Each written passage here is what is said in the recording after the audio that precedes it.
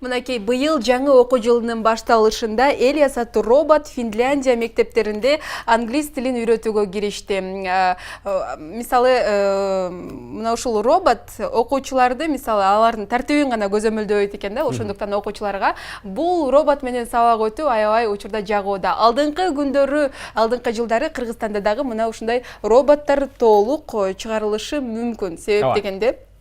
Себеп дегенде, мына ушундай бизде дагы роботтор конокко келип калды. Негизи робот деген баягы чех тилинен которгондо орусча работа болот экен, мен кыргызча болсо жумуш болуп которулат, Мына ушундай колунда турган роботторду жасап келген бизде конокторубуз бар, конокторубуз менен тааныштыралы. Roboskay компаниясынын жетекчиси Санжар Жумабеков, жана ошондой эле эки мотурайган биздин бөбөктөр отурат, Айдар Өмүрбеков жана Байел Акылбаев. Ассаламу алейкум. Кутман таңыңар менен. Кош келдиңиздер. Таң кыманай жакшыбы? Ооба. Эртең менен канчада ойгондуңар? Мен 7-де. 7-де, Бүгүн сабакты калтырдыкпы? Жок, менде сабак 12:30 башталат. Жакшы. Абдан жакшы. Санжар мырза, айтсаңыз, бул мына ушундай роботторду жасоого канча убакыт кетет? Роботторду кандай десем, кыйынчылыгына жараша негизи жасалат да. Жеңил роботтор 1-2 сабактын ичинде жасап койсо болот. Ал эми кээ бир кыйын роботтор бар, ага негизи уровень менен чыгып, акырынан жеңил, кандай десем, жеңил башынан жеңил нерселерди үйрөнүп туруп, анан кийин кыйындарына чыгыш керек да. Алдыгы роботту балдар 1 сабактын ичинде жасап койшкан. Анан программасында ошол эле сабакта уже жазып, анан жазып койшкан да. Roboskay компаниясы сиздер ушундай жаш өспүрүм балдарга ушундай роботтор жасоого деги эле ушул тармакка үйрөтүп келесиздер да. Анан айтсаңыз, балдардын ушул тармакка кызыгуусу кандай? Уламдан улам азыр күчөп келип атат. Канча окуучу билим алууда учурда? Азыр учурда 200-гө жакын баланы окуп жаткан учурубуз. Анан ар кимдин ар кандай кызыгуусу бар да. Мисалы үчүн башында биз негизги нерселерди үйрөтөбүз, анан кийин 2-3 айдан кийин балдарга кандай десем, өзүнүн проекттерин жасагысы келет да.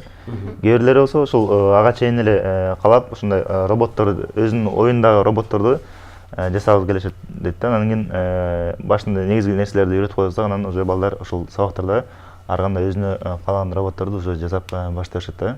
Сиздердин мектепке шыгы даремети жок болсо деле каалоочулардын баардыгы тең барса болот экен демек, жаш өспүрүмдөрүбүз, Айдар, алдыңда турган ушул роботту өзүң жасадыңбы сен? Айдар. Бул роботту сабакта жасашкан да. Ооба, мен биз сабакта жасаганбыз ошону. Канча күндө жасадың аны? 1 күндө эле. 1 күндө элеби? Ооба. Идеясы кимдики? Идеясы мага бул инструкциясын берип койгон компьютерден. Көрсөтүп койгон, анан мен кылгам. Бул жака курска ким алып келди? Бул Roboskayга силерди ким алып келди? Менин мамам. Мамаң алып келди. Менде атам. Сенин атаң алып келди, Сен эмнелерди үйрөндүң ал жакта? Роботторду жасаганга. Бул роботтор сага кандай жардам берет? Азыр роботторду өзүңөр жасагандан кийин жанагы базарларда, дүкөндөрдө робот оюнчуктар бар го, алар менен ойнойт экенсиңер да, өзүңөр эле жасап ойнойт экенсиңер да? Ооба. Санжар мырза, бул эми жаш балдардын багы ойной турчу, кызыга турчу ушундай роботтор болуп атпайбы? Анан келечекте өндүрүш тармагына бир багы роботтоштуруп, аларды ушундай пайдасы барбы? Албетте. Пландар барбы ушундай? Ооба, буюрса уже башталды го дейм. Roboskayдын азыр бир нече тармагы бар, ошол бул бир негизги максатыңар тууралуу айтып берсеңер. Негизги түз максатыбыз бул Кыргызстанды өнүктүрүү болуп эсептелинет да.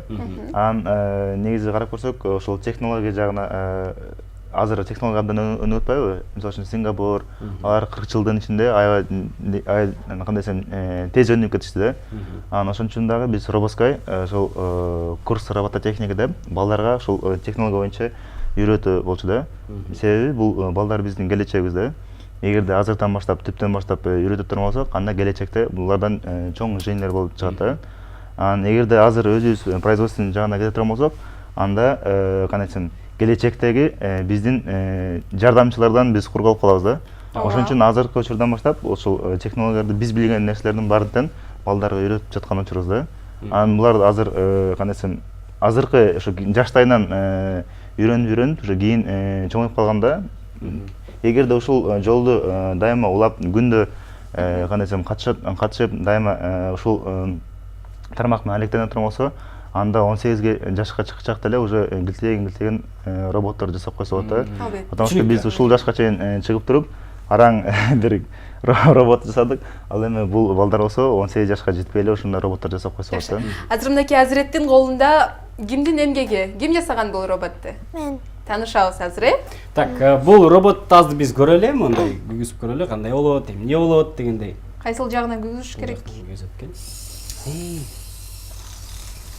Бул роботтун өзгөчөлүгү мына ушул алдынан тосуп койсоң, бул кандай сезеби бул, Байла айтып берсең? Айтып берсең, бул кандай Бул болот? колду кантип сезип атат? Бул ордунан жылат турбайбы, эжен карасаң? Ооба. Биздин Датчик движениясы бар да. Датчик эме. Санжар айтып берсеңиз, бул өзгөчөлүгү Ультразвуковой эмнеде? датчики бар. Бул эмненин сөйлөкөтүн берип турат? Танканын Негизи бул наборлордо ар кандай датчиктер бар да. Бул датчиктин аты ультразвуковой датчик деп коет. Колду эришип атат эми, мисалы. Бул кандай десем алдында кандайдыр бир каршылыкты көргөндө бул токтоп калат дагы, анан сол жакка бурулат да. Бул кадимки робот пылесостун основасында койсо болот да. Анан ошонун негизинде балдар бизде робот пылесостор жасашат да. Өзүнүн кандай десем оюндагы нерселерди оюндагы ошо робот пылесосторду уже жасай алышат да. Бул келечекте ошол үй тазалаганга жардам бере турган нерсе болот турбайбы? Албетте. азыр колдонулууга берилген техникалар барбы бизде? Бизде азыр Сиздер колдонууга тараптан. мурдагы көргөн робот ал уже колдонууга берип атабыз. 29 сентябрда Алсуда бул мероприятие өтөт. Ошол жака биз роботту уже арендага берип жатабыз да. Кандай жумуштарды аткарат? Жумуштарды ал адамдарды кандай десем шаңдуу шаттуу мероприятияны шаңдуу шаттуураак өткөрөт да. Билеп турабы? Алпар үчүн ролун аткарабы? Эгерде программа жазсак, анда алпар үчүн ролун аткарат. Бирок ушул Алсуда азыр бир эле функцияны аткарат да. Адамдарга кандай десем тосулат, адамдарга салам берет, суроо жооп болот.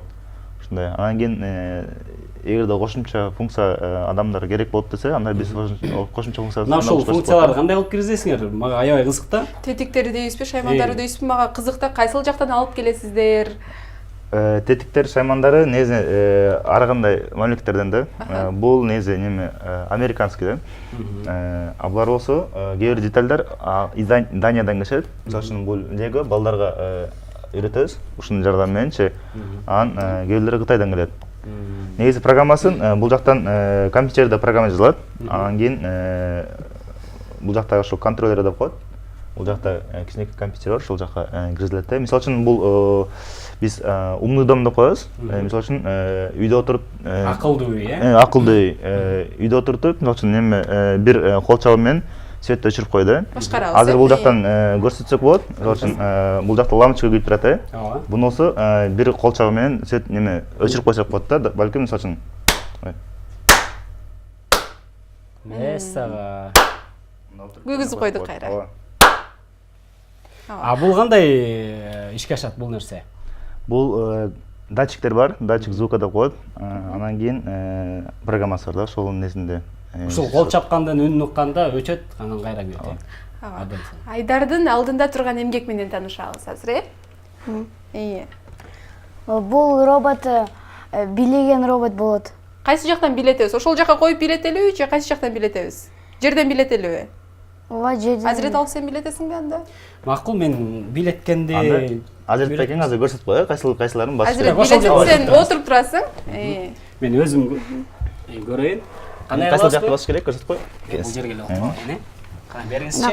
Көрдүңүзбү могул биринчи программаны? Аха. Могул биринчи программаны могул менен басканда, мына биринчи красныйды койгондо, ал кол менен жылдырат. Анан желтыйды койгондо, ал опять жылдырат колумду. Кана бериңизчи. Качан бийлейт анан? Бериңиз. Анан экинчи программасы бар. Так, коюп көрөбүз, бул Маяка. Желтыйды койсоз. Так, сарыны коебуз азыр, эми басабы, кызыл, эми кызылды. Эми кызылды. Кызылды Сен койсоз. азыр башкара албасаң керек, азирет. Муну башкарышты Улатып эле мен түшүнбөй анча түшүнбөй атам да. Такын сарыны коюп көрөбүз. Светтерди менять керек.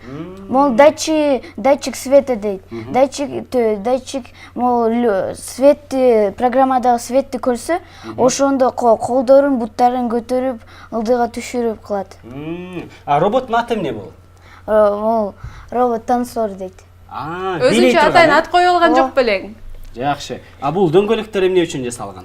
Бул жөн эле для красоты. Для красоты. Түшүнүктүү. Экинчи программасын эме кыласыңбы? Өчүрүп бересиңби? Дагы кандай программасы? Сүйлөй турганы барбы, бийлей турганы барбы? Жок. Аны өчүрүп бересиң. Так. Мол мына экинчи программасы да. Бул менен эмне кылат? Моуну басасыз, аны полго коюп ал Бул басат, Так. билейт. Билейби? Жерге бут жагын карап турсаңыз. Сага. Карагларчы кандай, Канча күндө жасадыңар бул нерсени? Бир эле го. Болду. Бийледи. Мен үйрөнүп алдым болду. Азаматсыздар. Абдан сон, азаматсыз. Мынакей сизге. Курал-жарактарыңызды берейин. Абдан сон. Таңертең менен албетте убактыңыздарды бөлүп, бизге келип, маек куруп бергениңиздер үчүн чоң ыраазычылык билдиребиз. Биздин балдар дагы окууга кечикпесин. Азыр бул роботторду жасап эле тим болбостон мектептеги сабактарга дагы даярданган үлгүрүшүбүз керек да. Кайсы сабак жакшы көрөсүңөр? Мен математиканы жакшы көрөм. А сенчи? Математиканда. Математиканы. Көңүр тең математиканы жакшы көрөсүңөр, Азамат. Түштөн кийин окуйсуңар силер? Мен түшкөн кийин. Мен дагы. Абдан жакшы. Санжар мырза, сиздерге терең ыраазычылык. Эртең мененки убактыңыздарды бөлүп, мына ушундай болгон жакшы, буюрса келечекте биздин жашоо тиричилигибизге пайдасы тие турган роботторду жасап атыптырсыздар. Бул да болсо биздин келечекте баягы жумушубузду жеңилдетет, бизге жардам бере турчу нерселер, буюрса пайдасы тийсин дейли. Дал ушундай жаш өспүрүмдөрдү дагы да болсо окутуп, үйрөтүп, Кыргызстандын бир келечегине жарай турган чоң бир инженерлерди, чоң кызмат кылчу адамдарды тарбиялашыңыздар. Сиздерге да чоң рахмат. Бул жакка чакырып ушундай чакырганыңыздарга дагы чоң рахмат. Чоң рахмат. Бизде болсо бүгүн Roboskay компаниясы келип отурат. Анын жетекчиси Санжар Жумабеков жана моторайган бөбөктөр Айдар Өмүрбеков, Байел Акылбеков. Сиздерге ыраазычылык. Ал эми азыр болсо берүүбүздү улантабыз. Андан кийин көрүшөбүз.